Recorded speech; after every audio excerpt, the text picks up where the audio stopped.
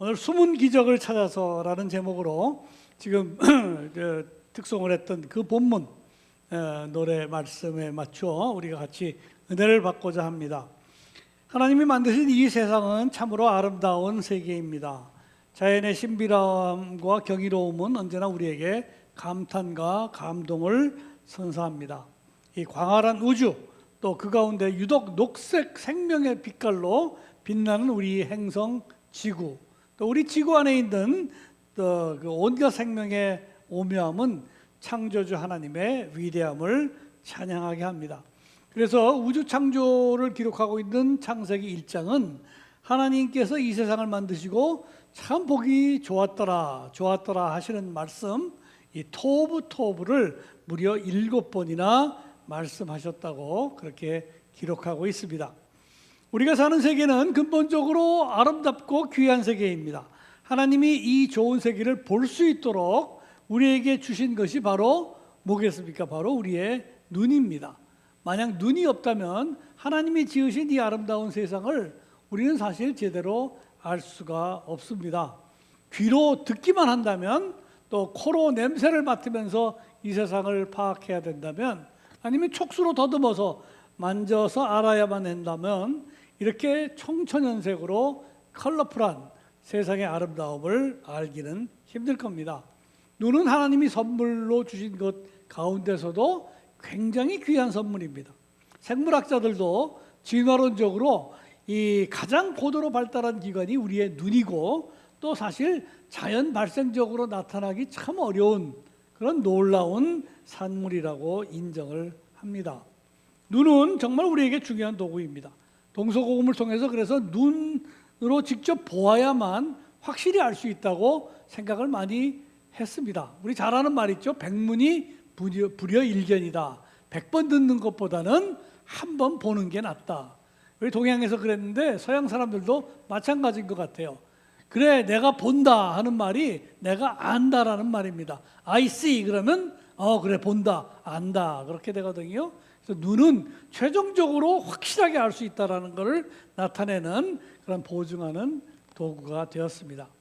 자, 이처럼 눈이 진실과 아름다운 진선미를 알게 하는 귀한 도구인 반면에 또한 인간의 범죄와 타락의 앞장서는 도구이기도 하였습니다.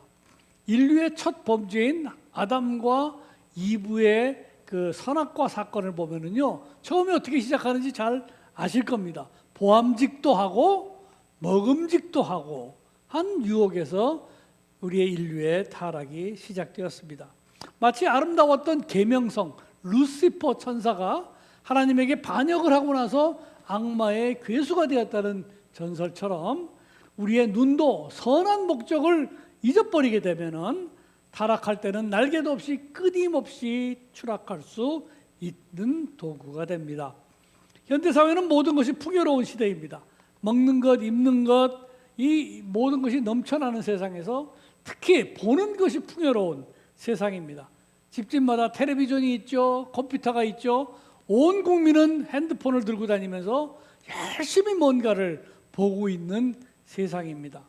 여러 유혹 중에서도 특히 안목의 정욕, 요한 1세에 말하는 안목의 정욕이 더 걱정되는 이유이기도 합니다.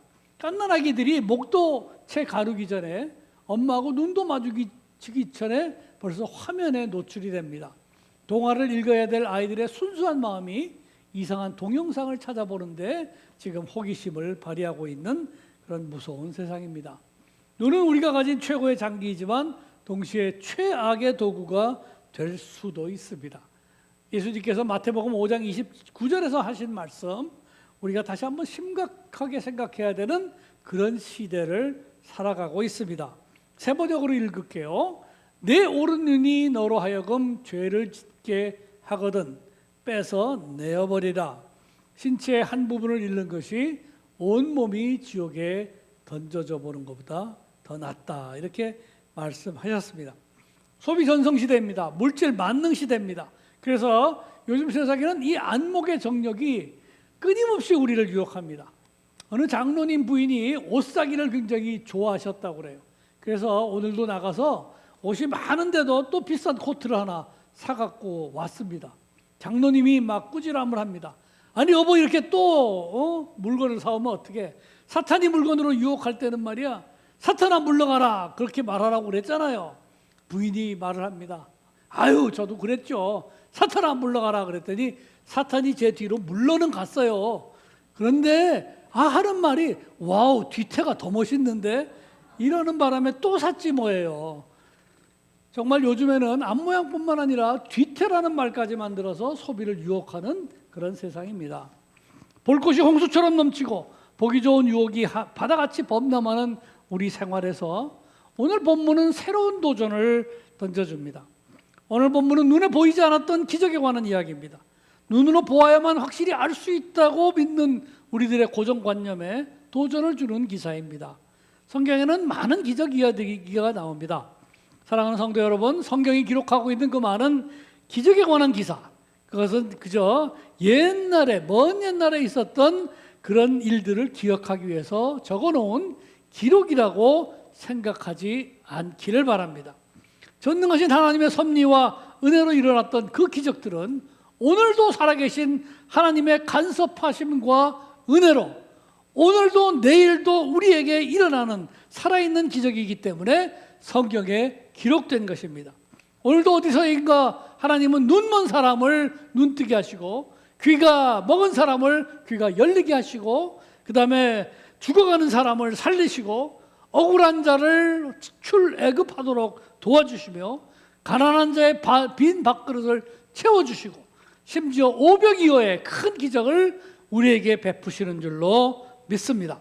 살아계신 하나님의 살아있는 기적을 믿고 기대하는 믿음의 성도가 되시기를 축복합니다. 성경의 많은 기적 기사 가운데 특별히 오늘 본문이 가져오는 이 기적의 기사는 어떤 면에서는 우리들에게 가장 현실적으로 다가오는 이야기라고 생각이 됩니다. 우리 눈에 보이지 않는 기적, 다른 사람들은 잘 모르고 넘어갈 수밖에 없는 그런 이적. 그러나 그거를 경험한 당사자인 본인만큼은 확실히 알 수 있는 기적이기 때문입니다. 오늘 본문은 우리 생활 속에 숨어서 잘 볼 수 없는 하나님의 은혜를 새롭게 깨달을 수 있고 그리고 새로운 도전을 받도록 우리에게 주시는 말씀입니다. 무려 12해 동안 혈루증에 시달렸던 여인이 있었습니다. 백방이 무효였습니다. 이제 마지막 희망이 예수님을 만나서 고침을 받는 것뿐이었습니다. 이 여인에 대한 기사는 마태복음, 누가복음, 마가복음 세 군데 다 나오는데요. 그 중에서도 마가복음, 오늘 우리가 읽은 이 본문이 가장 자세하게 여인의 고통을 적고 있습니다. 마가복음 5장 25절, 26절의 말씀을 읽겠습니다.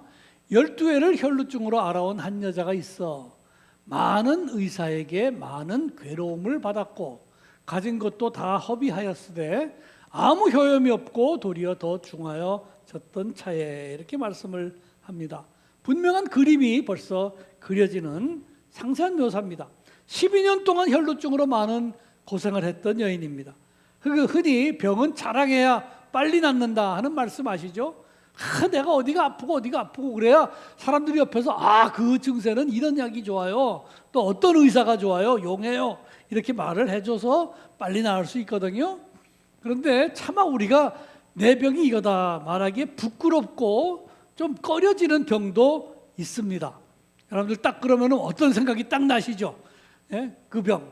그래서 보면은 보통 누군가 수술했다고 그러는데 어디 그러면 말 안 해주는 분 있어요. 문병 간다 그러면 아유 절대 오지 마. 뭐 치질 수술한 분들이 대부분 그런 것 같아요.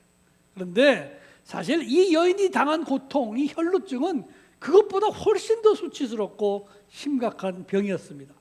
피가 멈추지 않는 부인병인데 특별히 피를 불결하게 생각했던 유대 문화에서는 굉장히 심각한 병이었습니다.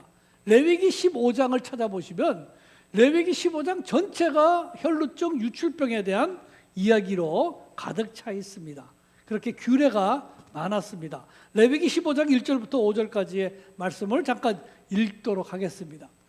여호와께서 모세와 아론에게 말씀하여 이르시되 이스라엘 자손에게 말하여 이르라 누구든지 그의 몸에 유출병이 있으면 그 유출병으로 말미암아 부정한 자라 유출병이 있는 자가 눕는 침상은 다 부정하고 그가 앉았던 자리도 다 부정하니 그의 침상에 접촉하는 자는 그의 옷을 빨고 물로 옷을 씻을 것이며 저녁까지 부정하리라. 한마디로 유대인들에게 유출병은 오늘날 우리들이 무서워하는 코로나보다 훨씬 더 기피하고 싶었던 감염 질환이었습니다. 이런 환경에서 이 여인이 혈루증으로 12년을 고생했다고 그러니까 그 고통을 짐작할 만합니다. 가진 재산을 다 털어서 치료를 했어도 아무 효험이 없었고 오히려 더 심해졌다고 기록되어 있습니다. 여러분 아까 읽으실 때 좀 눈여겨보셨는지 몰라도 흥미로운 표현이 있어요. 많은 의사에게 많은 괴로움을 받았고 이렇게 말씀합니다. 의사는 당연히 도움을 주는 사람이라 해야 되는데 이 의사 저 의사 찾아다니면서 오히려 실망과 좌절만 깊어졌다는 정황이 잘 함축되어 있는 그런 표현입니다. 자, 이 여인이 갈릴리 예수에 대한 소문을 듣게 되었습니다. 무슨 소문일까요? 누가복음 7장 16절에 예수에 대한 소문을 이렇게 정리합니다. 큰 선지자가 우리 가운데 일어나셨다 하고 또 하나님께서 자기 백성을 돌보셨다 하더라. 예수에 대한 이 소문이 온 유대와 사방에 두루 퍼지니라. 바로 이 예수님에 대한 이 소문을 이 여인이 듣게 되었습니다. 큰 선지자가 드디어 나타나셨고 그를 통해 하나님이 자기 백성들의 고통을 돌보신다는 소식입니다. 돌보신다, 에피스캡토마이라는 이 원어는 의사가 왕진을 가다라는 말과 같이 쓰여진 말입니다. 즉 하나님의 큰 선지자이신 예수님께서 이제 마치 의사가 왕진을 하듯이 무리들에게 찾아오셔서 불쌍한 마음으로 자상하게 돌보신다는 소문, 이 소문 때문에 이 여인의 마음에도 다시 한번 소망의 불씨가 살아나기 시작했습니다. 예수님에 대한 소문이 수치와 고통으로 기진맥진했던 이 여인에게 다시 소망의 끈을 붙잡게 하였습니다. 예수님에 대한 소문, 여러분 아름다운 소문입니다. 죽어가는 사람을 다시 살릴 수 있는 소문이 바로 예수님에 대한 소문입니다. 포기했던 사람을 다시 힘차게 일으킬 수 있는 소문이 바로 예수님에 대한 소문입니다. 하박국 선지자가 3장 2절에 하시는 말씀이 있습니다. 여호와여 내가 주에 대한 소문을 듣고 놀랐나이다. 여호와여 주는 주의 일을 이 수년 내에 부응하게 하옵소서. 이 수년 내에 나타내시옵소서. 진로 중에라도 긍휼을 잊지 마옵소서. 예수님에 관한 소문, 여호와에 관한 소문, 이 귀한 소문을 전달하는 여러 성도님들 되시기를 축복합니다. 서울 침례교회를 통하여 특별히 예수님의 소문, 여호와의 소문, 부흥의 소문이 많은 죽어가는 영혼을 살리는, 다시 살려주는 능력과 역사가 임하기를 소망합니다. 자, 새로운 소망을 품고 이 여인은 예수님을 보러 나갔습니다. 그런데 사람이 많아도 정말 많아도 너무 많습니다. 제자들이 있죠, 여인들이 있죠, 구경꾼들이 있죠, 뭐 장사꾼들도 있었을 거고 인산인해 야단법석입니다. 여러분들 야단법석이란 말이 어디서 나온지 아세요? 옛날에 아주 명망이 높은 그 스승이나 고승이 야외에 단을 만들고 강단을, 그래서 야단입니다. 거기서 법석이라고 해서 강의를 하려고 그러던가 설법을 하려고 그러던 게 야단 법석이었다고 합니다. 그래서 그때 사람들이 너무 많이 모였기 때문에 야단 법석이다 그랬다는데, 그렇게 보면 진짜 예수님이 지금 나가신 게 야단 법석이에요. 인산인해입니다. 도무지 사람들에게 다가갈 수조차 없어요. 더구나 혈루병을 앓고 있는 여인이라서 남들을 밀치고 앞으로 갈 그런 염치도 없고 자신도 없습니다. 이미 이 수치스러운 병으로 인해서 이 여인은 한없이 작아져 있는 소심한 여인이었을 겁니다. 그래서 그녀는 그저 예수님의 옷깃에라도 손이라도 될 수 있다면 정말 감사하겠다고 생각했습니다. 성경의 말씀처럼 내가 그의 옷에 손만 대어도 구원을 받으리라 하는 소박한 그러나 간절한 믿음이 있었습니다. 예수님, 안타깝지만 제가 할 수 있는 일은 고작 이것밖에 없네요. 예수님, 옷깃에라도 제 손이 닿으면 주님 능력으로 고쳐줄 수 있음을 믿고 손을 뻗어봅니다. 예수님, 저를 고쳐주시고 구원해 주시옵소서. 여인이 손을 뻗어서 예수님의 옷을 스치는 순간 거짓말같이 이적이 일어났습니다. 그녀는 즉각 알 수 있었습니다. 마치 우리가 독한 감기약을 먹으면 코가 갑자기 싹 마르는 그런 기분이 드는 것처럼 자기를 감싸던 축축하고 음습한 기운이 어디론가 순식간에 빠져나가는 그런 느낌을 가졌을 겁니다.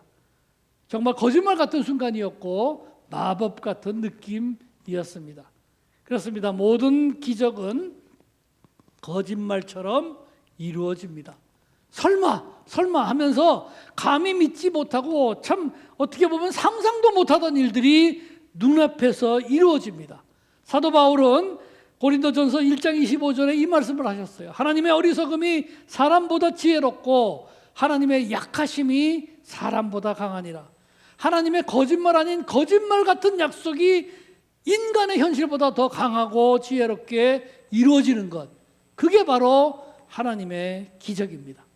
그 주변에 있던 군중들 중에 아무도 무슨 일이 일어나는지 알지 못했습니다. 사람들은 여전히 예수님을 에워싸고 밀고 땡기고 있었습니다. 그때 예수님이 갑자기 정색을 하고 돌아보시면서 물어보십니다. 누가 내 옷에 손을 대었느냐?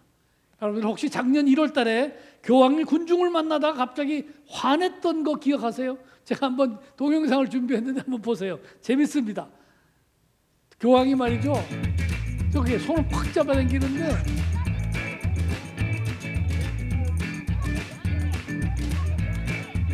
교황이 화가 났어요. 화가 나셔서 저렇게 나오는 장면이 전 세계 뉴스를 탔습니다. 사람들이 그랬어요. 교황이 화를 낼 줄 아는구나. 그래, 교황도 사람이지. 설마 지금 예수님이 화를 내셨을까요? 제자들도 놀라서 물어봅니다. 왜 그렇게 물어보시나? 마가복음 5장 30절 보면 제자들이 여짜오되 무리가 애워서 미는 것을 보시는데 아시면서 누가 내게 손을 대었느냐 그렇게 갑자기 물어보십니까? 예수님은 천천히 몸을 돌려서 이 여인을 보십니다. 모든 것을 다 아시는 예수님이지만 이제 이 여인 스스로 자기에게 일어난 하나님의 능력을 고백하게 하려 하심이에요. 그래서 이 여자가 드디어 고백을 할 수밖에 없습니다. 마가복음 5장 33절. 여자가 자기에게 이루어진 일을 알고 두려워하여 떨며 와서 그 앞에 엎드려 모든 사실을 여쭈니 예수께서 이르시되 딸아 내 믿음이 너를 구원하였으니 평안히 가라. 내 병에서 놓여 건강할지어다. 사랑하는 성도 여러분, 우리가 들어야 할 주님의 말씀이 바로 이 말씀입니다. 먼저 우리는 예수님께서 누가 내 옷에 손을 대었느냐 하는 이 물어보는 음성을 듣기를 원합니다. 누가 지금 나에게 간절한 마음으로 기도하였느냐? 누가 지금 나에게 주님의 눈길만 스쳐도 응답받을 줄 알고 응답해 주실 줄 알고 그런 확실한 믿음을 갖고 나에게 기도하였느냐? 물론 예수님은 누가 손을 대었는지 누가 간절히 기도하였는지 정말 몰라서 물어보신 것은 아닙니다. 옷깃만 만져도 낫겠다는 믿음을 가졌던 그 여인처럼 간절히 기도하면 반드시 응답될 줄 알고 기도했던 우리들에게도 스스로 고백하고 주님이 주신 그 은혜를 간증할 기회를 주시기 위해서 예수님은 일부러 물어보십니다. 누가 내 옷에 손을 대었고 누가 나에게 간절히 기도하였느냐? 우리는 예수님의 이 음성을 듣기 원합니다. 그것은 주님께서 우리의 기도를 친히 들으셨고 우리의 기도에 친히 응답하시겠다라는 분명한 사인이기 때문입니다. 주님은 우리의 기도에 간구에 응답하신다고 약속하셨습니다. 디모데전서 2장 1절에 말씀해 놓은 것처럼 기도에는 네 종류, 간구, 기도, 그 다음에 도고, 감사가 있다고 그랬습니다. 그 중에 간구는 첫 번째 가장 기본되는 기도입니다. 그런데 우리가 가장 많이 오해하는 기도가 역시 간구이기도 합니다. 간절히 구하는 기도가 간구인데 사실 우리가 간절히 구하는 게 너무너무 많다는 게 문제라면 문제입니다. 후안 카를로스 오르티즈라는 사람이 쓴 기도라는 작은 책자가 있습니다. 거기 보면은 부제가 더 재밌어요. 저기 기도라고 나오죠. 근데 부제는 잘 안 보이실 텐데 부제가 이렇습니다. 우리 기도의 대부분은 하늘나라에서 잡동사니 우편물처럼 취급당합니다. 딱 감이 오시는 게 있죠. 원제는 스팸 메일이라고 그랬습니다. 이른바 스팸 메일이라는 것은 받자마자 뜯지도 않고 봉투째 버려버리는 우편물을 말합니다. 사실 간구기도라는 명목으로 우리의 모든 희망사항, 요구사항, 원하고 바라는 것을 다 기도하고 있는 게 사실입니다. 그러나 간절히 구하고 우리는 나름대로 심각하게 구하고 있지만 어떻게 보면 우습기도 하고 시시한 것들도 많은 것 같습니다. 어떤 사람이 부흥회 갔더니 누군가가 목매게 그냥 통성기도를 하는데 크게 소리치는 소리가 있어 너무 이상해서 들어봤다는 얘기가 있었어요. 아, 주님 한 잔만 주시옵소서. 뭔가 했더니 술 한 잔만 먹겠다고 그렇게 애타게 기도하는 소리를 들었다는 그런 우스개 소리가 있습니다. 우리 학교 교수님이 직접 들었다는 얘기인데 새벽 기도에 나갔더니 어떤 할머니가 열심히 안타깝게 겹사돈 되게 해주세요. 겹사돈 되게 해주세요. 무슨 말인가 봤더니 그 당시에 금주, 은주가 나오는 보고 또 보고라는 연속극이 엄청 인기였을 때였습니다. 그렇게 하실 수도 있겠죠. 간구는 절대로 내가 원하는 모든 희망사항에 대한 기도가 아닙니다. 야고보서의 말씀처럼 구하여도 받지 못하면 정욕으로 쓰려고 잘못 구하기 때문이라. 이 세상 목적을 위하여 구하는 것은 정말 잡동사니 우편, 스팸 메일처럼 그런 기도가 될 가능성이 많습니다. 요한일서 2장 16절에 이렇게 말씀합니다. 이는 세상에 있는 모든 것이 육신의 정욕과 안목의 정욕과 이생의 자랑이니 다 아버지께로부터 온 것이 아니요 세상으로부터 온 것이라. 한마디로 육신의 정욕, 안목의 정욕, 이생의 자랑을 위한 기도는 주님께서 응답하시기 원하는 기도는 아닙니다. 특별히 우리가 간구하는 많은 것들이 사실 이생의 자랑을 위한 것이 아니었는지 반성하게 됩니다. 자식 자랑하기 위해서 기도합니다. 직장 자랑하기 위해서 열심히 기도합니다. 성적 자랑, 재산 자랑, 명예 자랑하기 위해서 우리는 열심히 간구를 합니다. 자, 그러나 여기에 12년간 혈루증으로 고통당하던 이 여인의 기도는 진정한 기도, 간절한 기도였습니다. 더 이상 물러설 것이 없고 더 이상 의지할 것도 없는 낭떠러지 같은 백척 간두 끝에 선 것 같은 상황입니다. 주여 도와주시옵소서. 당신만이 저를 도울 수 있습니다. 시편 22편은 이 여인처럼 간절한 기도를 드리는 우리 모든 사람들의 마음을 잘 대변하고 있습니다. 내 하나님이여, 내 하나님이여, 어찌 나를 버리셨나이까? 어찌 나를 멀리하여 돕지 아니하시며 내 신음소리를 듣지 아니하시나이까? 내가 낮에도 부르짖고 밤에도 잠잠하지 아니하오나 응답하지 아니하시라이다. 나는 벌레요 사람이 아니라 사람의 비방거리요 백성의 조롱거리니이다. 시편 22편에 이러한 처절한 부르짖음과 신음소리가 있은 후에 그런 다음에 응답받은 마음의 확신, 그게 바로 우리가 잘 아는 유명한 시편 23편입니다. 여호와는 나의 목자시니 내게 부족함이 없으리로다. 그가 나를 푸른 풀밭에 누이시며 쉴 만한 물가로 인도하시는도다. 나의 삶과 죽음, 나의 생명과 존재를 다 걸어야 할 만큼 심각한 울부짖음이 간구입니다. 주님은 우리의 간구에 반드시 확실히 언제나 틀림없이 응답하신다고 약속하십니다. 시편 81편 10절에 내 입을 크게 열라 내가 채우리라 말씀하셨고요. 예레미야 33장 3절에는 너는 내게 부르짖으라 내가 내게 응답하겠고 내가 알지 못하는 크고 은밀한 일을 내게 보이리라 약속하셨습니다. 자식이 없어서 괴로움을 당했던 한나는 마음이 슬픈 여자라고 성경에 기록되어 있습니다. 성전에서 통곡하며 기도하던 한나는 사무엘상 1장 17절의 말씀처럼 평안히 가라 이스라엘의 하나님이 내가 기도하여 구한 것을 허락하시기를 원하노라 하는 축복을 받고 사무엘을 얻었습니다.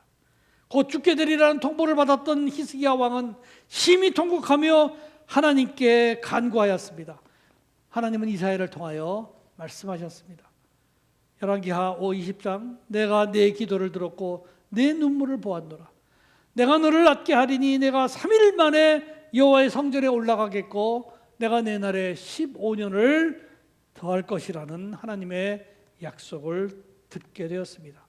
한나와 히스기야와 같이 진정한 통회의 눈물로 드리는 간절한 기도를 통해서 주님이 주시는 약속의 말씀을 굳게 붙잡는 우리 귀한 성도님들 되시기를 바랍니다. 따라 내 믿음이 너를 구원하였으니 평안히 가라. 내 병에서 놓여 건강할지니라. 주님의 이 약속의 말씀이 우리에게 임하시기를 소망하고 축복합니다. 주님, 우리의 간구를 귀담아 들으시고 응답하여 주심에 감사드립니다. 주님이 저에게 이처럼 큰 은혜를 허락하였사오니 이제 저희가 이 은혜를 고백하고 간증하기 원합니다. 저희들에게 허락하신 그 모든 축복과 은혜를 이제 볼 수 있게 하여 주시옵소서.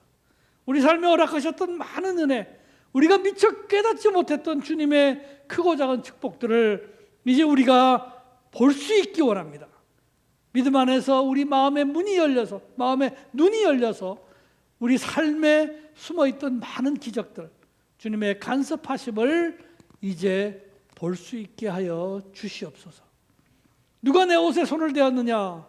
예수님은 오늘 이 여인을 통하여 우리에게 베풀어 주신 많은 숨겨진 기적들을 새롭게 발견할 수 있기를 권면하십니다.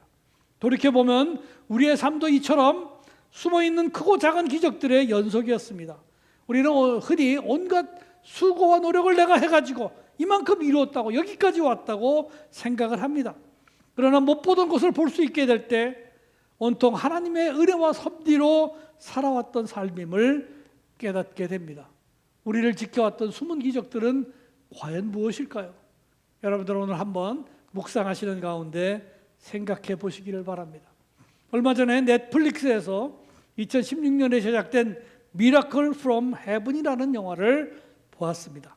여러분에게 강력히 추천, 요즘 말로 강추하고 싶은 영화입니다. 미국 남부의 평범한 가정에서 일어난 실화라고 합니다.